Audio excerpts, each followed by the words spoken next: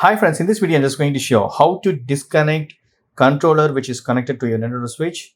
Either it can be Nintendo Switch Lite or Nintendo Switch console. You can disconnect the controller in easy way. So I'm using this controller. So I'm going to disconnect it. So for that, right, go to settings. Under settings, right, just scroll down. You can see these options, controllers and sensors. Here, right, just come down.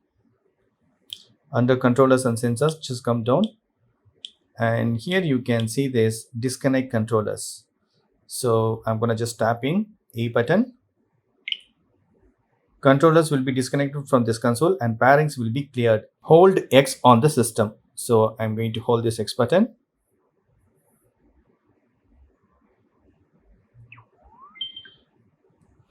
All controllers have been disconnected. To use other controls, pair them to the console.